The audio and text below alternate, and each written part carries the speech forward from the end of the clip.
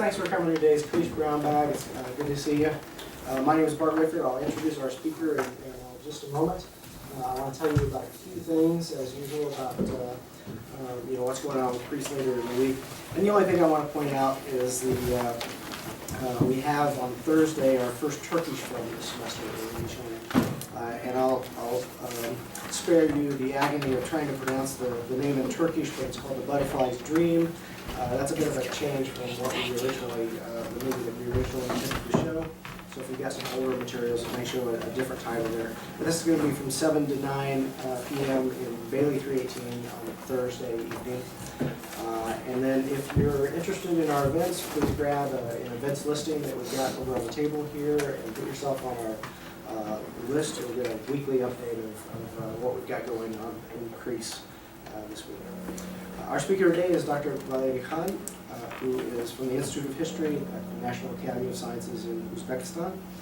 He is a Fulbright scholar at KU with a year-long project on contemporary study of Uzbekistan's history in the USA and Uzbekistan. He is a specialist really on methodological or comparative analysis of methodological approaches.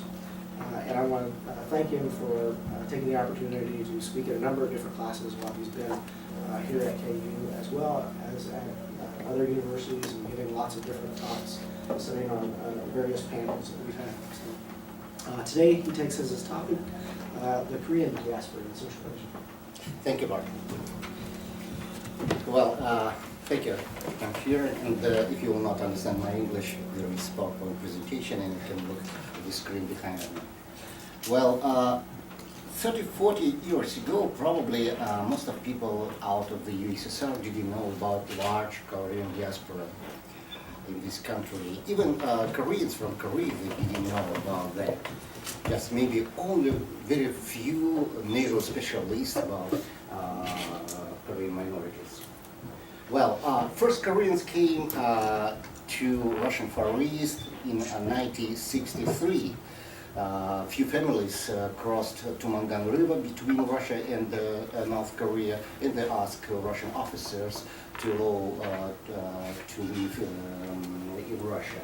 And it was beginning of the mass migration of Koreans to Russian Far East. And during during 30, 40 years, thousands Koreans, they moved to Russia. They escaped from the hunger and very hard, very cruel exploitation in Korea, and they tried to find another life. Well, Koreans, they were involved in agriculture, and you know, the Russian Far East was very virgin region at that time, and the Russian government didn't know how to bring people there, because when they brought Russians and Kazakhs to this area, they didn't want to live there because the climate is absolutely different and the landscape is different, and very often they said, please bring us back to our home. And Koreans were people who cultivated something in this area. Well, and after October Revolution in 1917, most of Koreans, they decided to support Soviet power because Bolsheviks, they promised land to peasants, and land for Korean was something like what they wanted during all time. But in 1937, Stalin decided to deport all Koreans from Russian Far East to Central Asia because he was afraid that maybe Koreans could be spies in the possible war between Japan and Russia. And during 2 months, 200,000 Koreans were deported from Far East to Central Asia.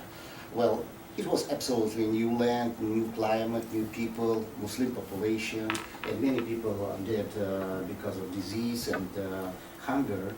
And but step by step, they could construct new life in Central Asia.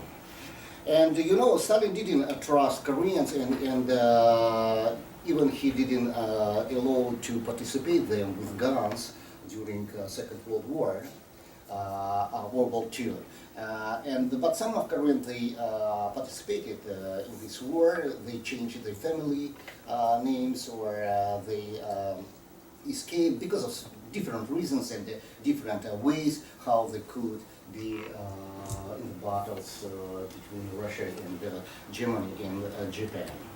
And most of Koreans during this war, they were mobilized to the so-called labor army. First of all, NKVD labor camps, special camps in Siberia and other places. But even though Koreans were deported people, after Stalin's death in 1953, we can observe very amazing achievements of Koreans, especially in the agriculture. That's why many of them, they got governmental orders and even title hero of the socialist labor, which was highest title in the USSR. I'd like to say more than 200 Koreans, they got this title. And if you will calculate, if you will take number of population, for example, ethnic group, and number of people who got this title, Koreans will be first, they will take first place in the USSR. Well, of course, during Soviet period, they changed their identity, and even though they lived in the Muslim Central Asia, most of them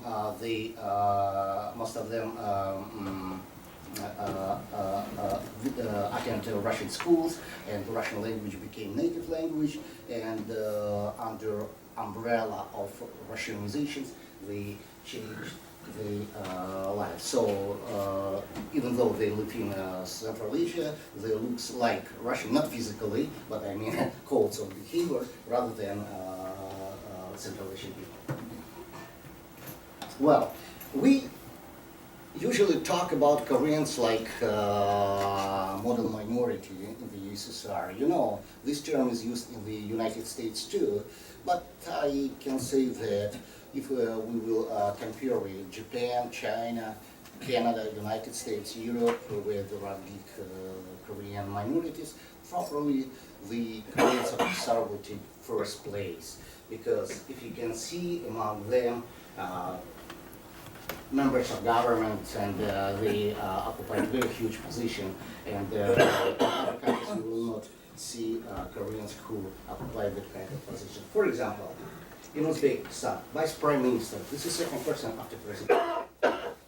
He was Korean, yeah.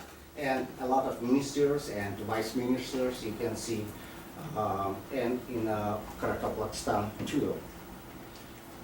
If you take, for example, Kazakhstan, Minister of Justice or Vice General Prosecutor, and in Kyrgyzstan also Minister of Justice. So if I said if you take United States or Japan, you will not find Koreans who are members of governments. So also you can find among them senators and members of parliament, and during the Soviet period and after collapse of USSR too. And if you take huge, most big, famous industrial associations in Central Asia, you also can find Koreans who occupy top positions there. For example, if I'd like to say Uzbek Airlines, yeah, and president of Uzbek Airlines today is Korean. When I came to Korea, I asked them, can you imagine that somebody like Japanese or American will be president of the ASEAN or Korean Airlines? And they said, no, it's impossible.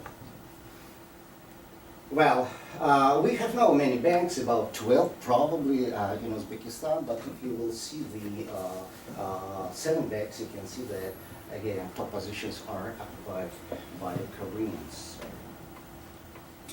Well, especially it's very, I don't know, it's very strange, I cannot explain, but they had very huge, very amazing achievements in the sport. First of all, now this is holders of high administrative sport positions in Uzbekistan. Even National Olympic Committee General Secretary was Korean. And in Kazakhstan, same thing. Olympic Committee of Kazakhstan General Director, second person, he also was Korean. Well, and if you will take sportsmen, Olympic champions and so and so, and champions of the world to competitions and European and so on and so on.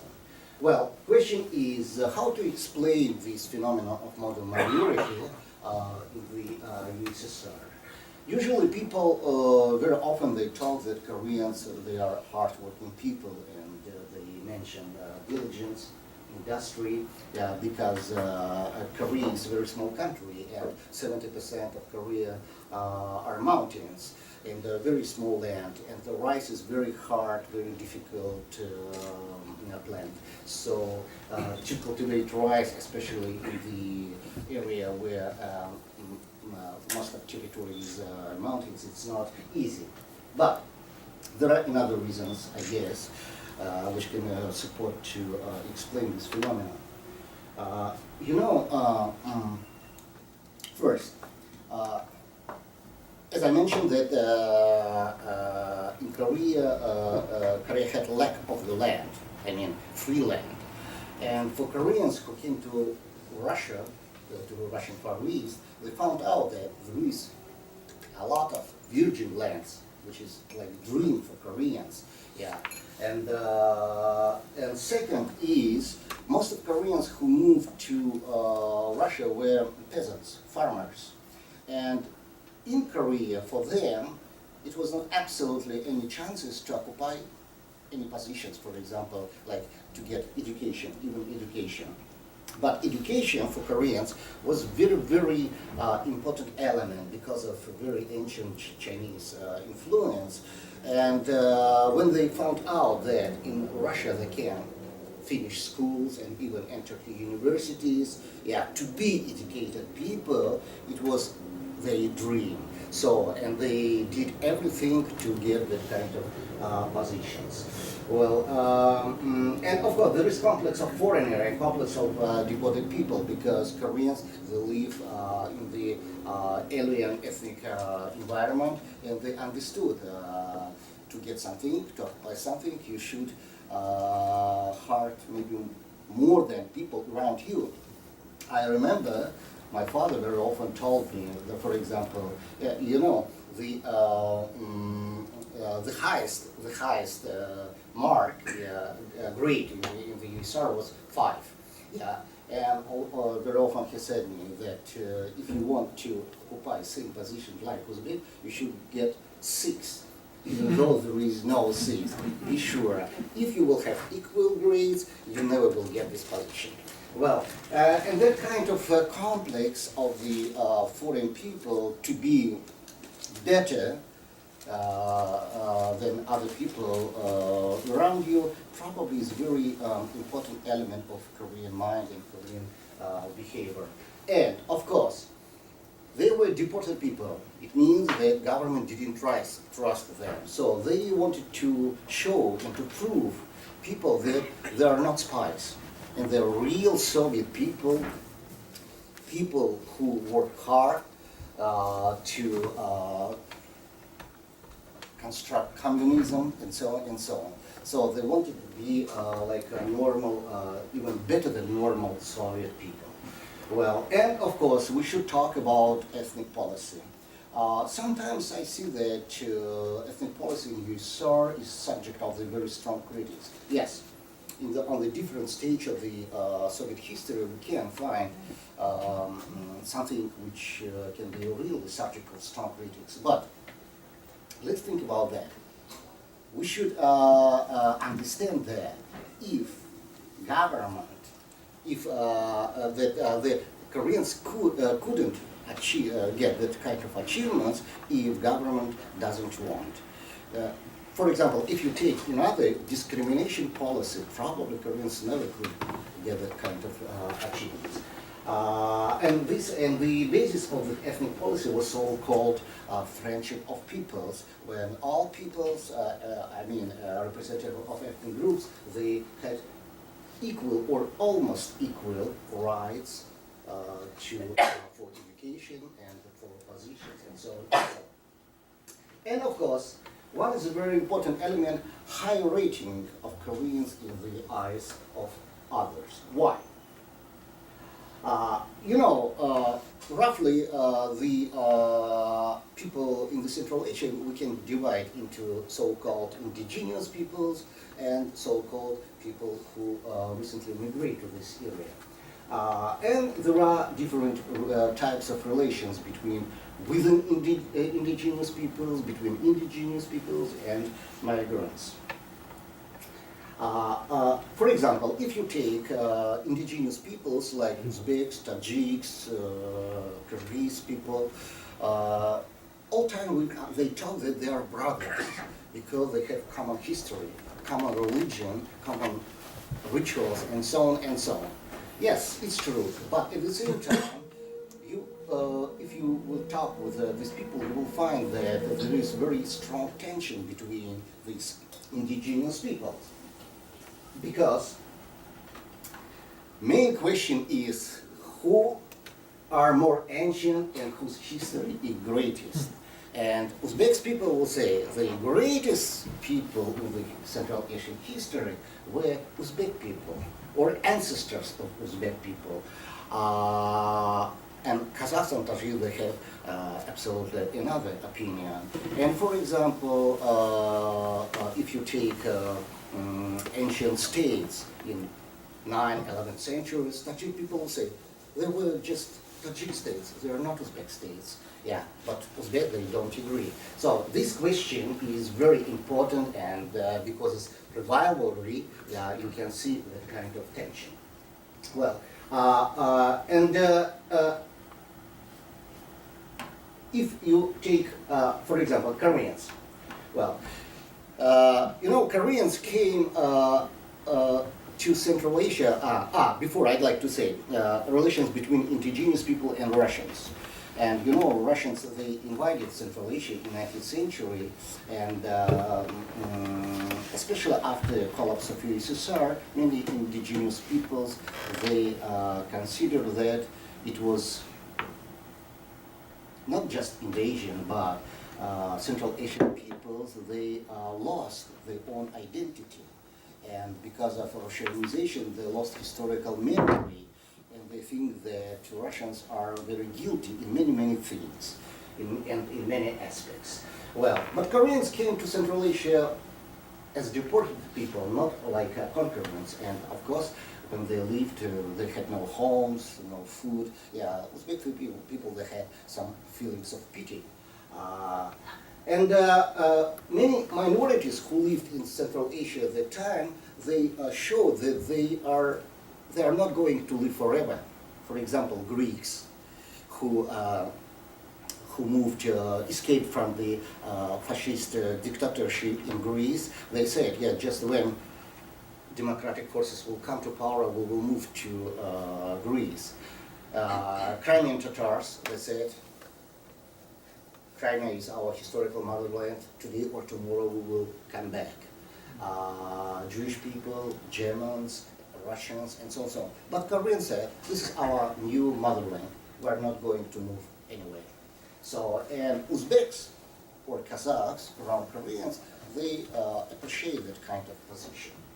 Well, and Koreans never pretended for more developed culture, or like they never discuss like Kazakhs and Uzbeks, whose culture is not because Korean culture is not great or like that. They forgot about that.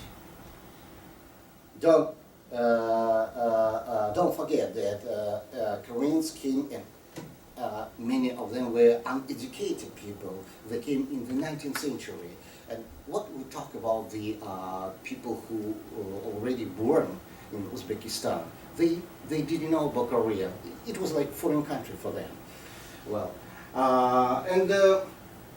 Uzbek, they saw that they have similar codes of behavior and the way of thinking, so-called Eastern style, and they work in the agriculture, because for many people, for Uzbeks who are involved in the agriculture, they think that Russians or Jews don't like to work hard because they think that if you work in the factory from 9 o'clock till 6 o'clock, or you go to like scientific research institute, this is not real work. Real work on the land. They are sure about that. So, and of course, people who like working in agriculture, for them, like brothers. Also, Korean, they got huge achievements, as I mentioned, and today they play a very important role between ties between Korea and Central Asia. Same thing when we talk about Russians, because Koreans are Russian-speaking people. And they are higher educated rather than indigenous people because they attended Russian schools and Russian classes in universities. What I mean, this is, still there is one very strong problem in the Central Asia. If you will go to library, you will not find a lot of literature on the native languages, for example, Uzbek or Kazakh language. Most of literature, especially scientific, even fiction, is in Russian. So if you attend Uzbek school, be sure that probably your level of education will be very limited, not because of your skills, but because of level of teaching and the level of libraries. And as I mentioned, under umbrella of Russian culture and European culture, the Korean, they changed their identity towards European identity rather than Central Asian identity. And they are considered good marriage partners because most of them not poor people and they are educated people. And when we talk about traditional marriage, for example, if you marry Uzbek woman, be sure Uzbek not this woman. You marry all her clan. Yeah. And all of relatives will be involved and they will advise what to do even during night time. But in case of the Koreans, they became more like Russians, so it means that their marriage is based on the individual codes when the relationship within couple is more important than opinion of relatives around you. So that's why, for example, Russians, they prefer Koreans rather than Uzbeks. Well, and there is romanticization of northeastern culture, like martial arts and yoga and taekwondo and something like that, meditations, and people around Koreans, they thought that Koreans are the bearers of this culture, even though probably most of them they didn't know or forgot about that. Well, and during Perestroika, everybody started to talk about revival. Revival was very fashion word during Perestroika. People talk about revival of the Lenin conception of socialism, about revival of traditional cultures, and so of course Koreans also were involved in this movement, and they started to create ethnic organizations.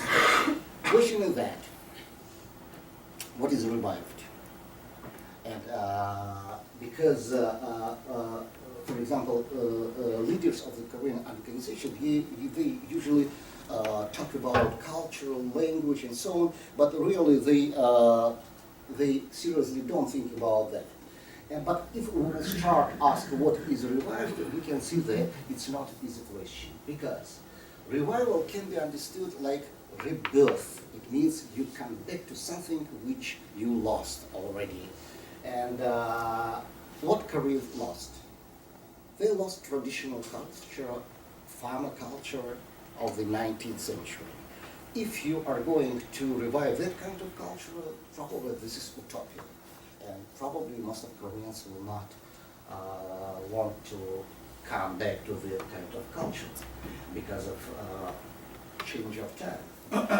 But another thing is, if you revive this culture like imitation of present existing culture in Korean Peninsula, in North Korea or South Korea. But problem is that that when some Koreans, our Koreans, talk that they want to be real Koreans, it means looks like South Koreans or North Koreans, there is problem that they never can be like these Koreans because they never can be fluent in Korean language without accent, Russian accent. They never can sing songs like Koreans. So all time there will be detective people, second-hand people, people who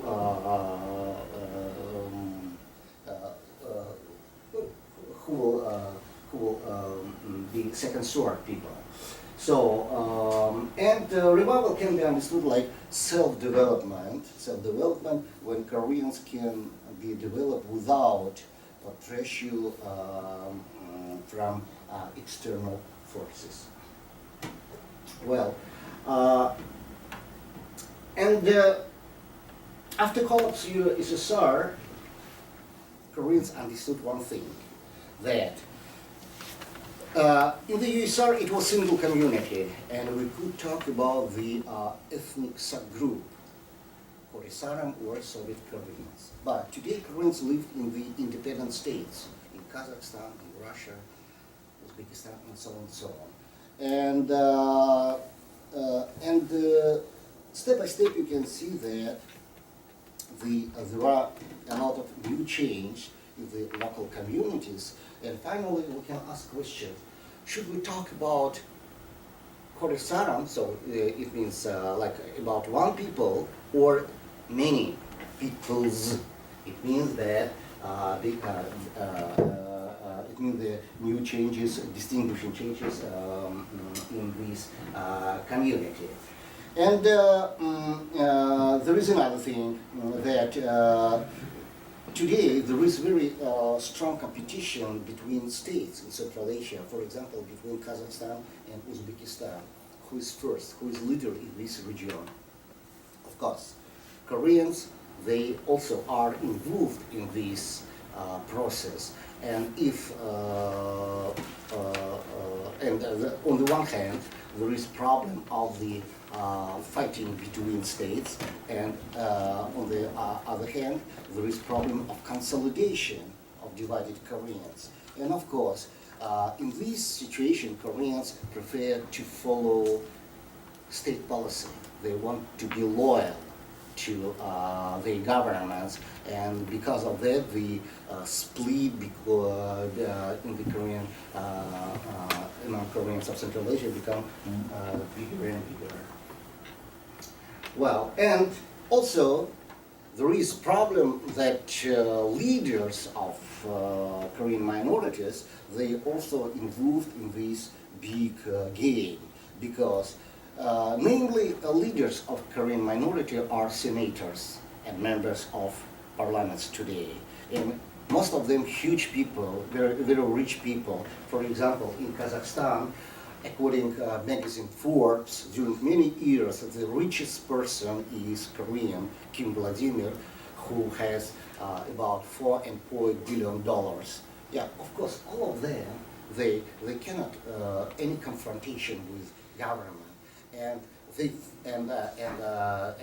do everything to make Korean minority very loyal, and today development of this minority is made by umbrella of governmental understanding how to develop ethnic minorities. And second question is not only what we are going to revive, but for what?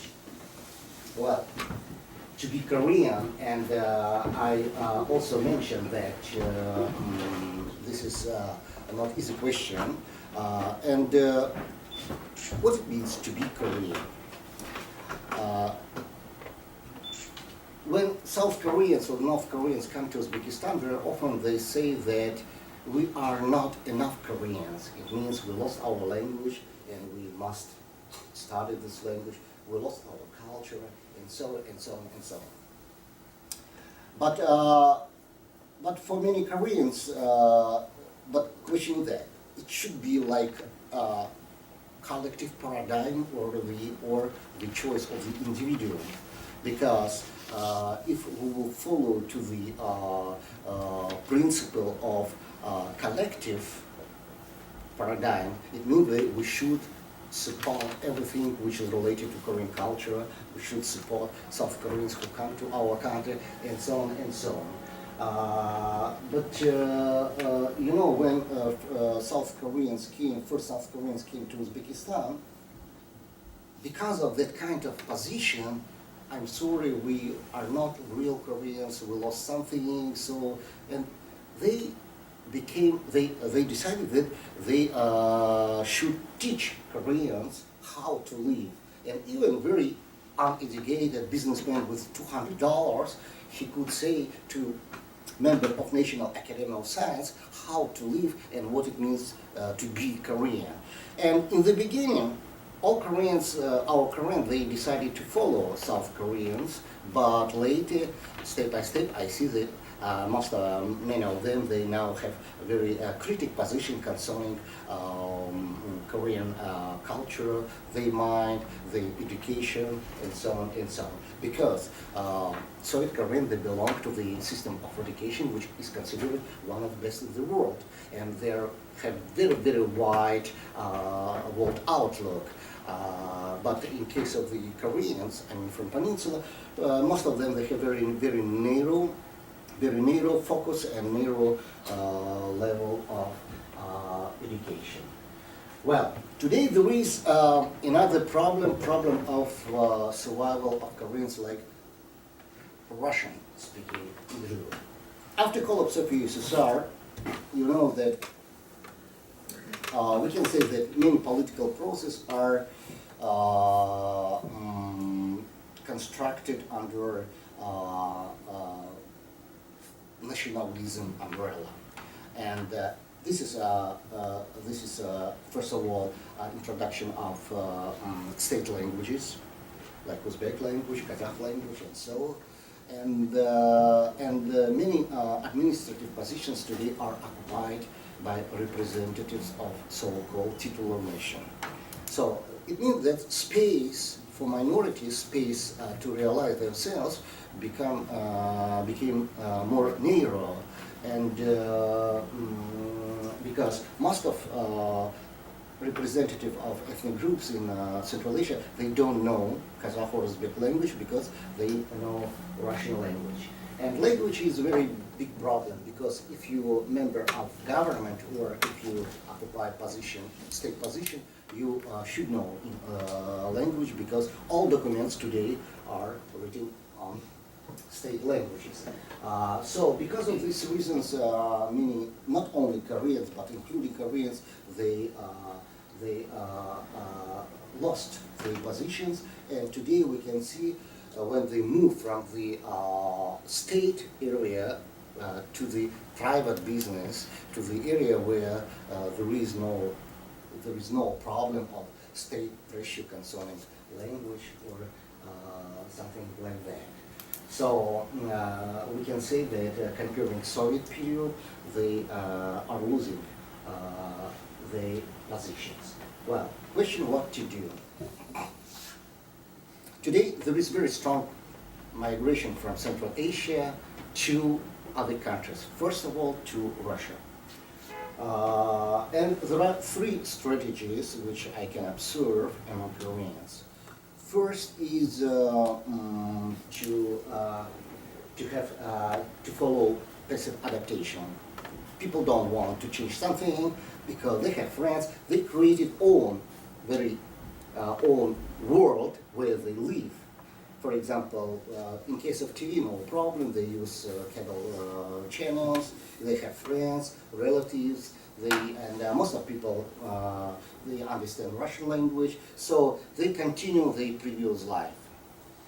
Some Koreans, they decided to move, and probably, for example, in the Soviet Union, how many about 180 Koreans lived in Uzbekistan. Today 140,000. So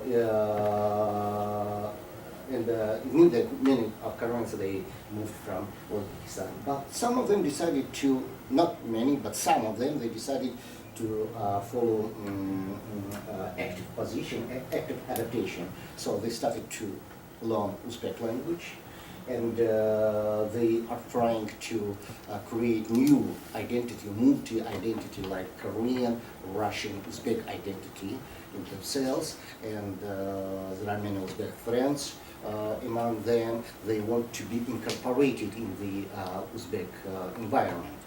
Well, so we can see three strategies. This is probably what I wanted to say, and we have time for some questions.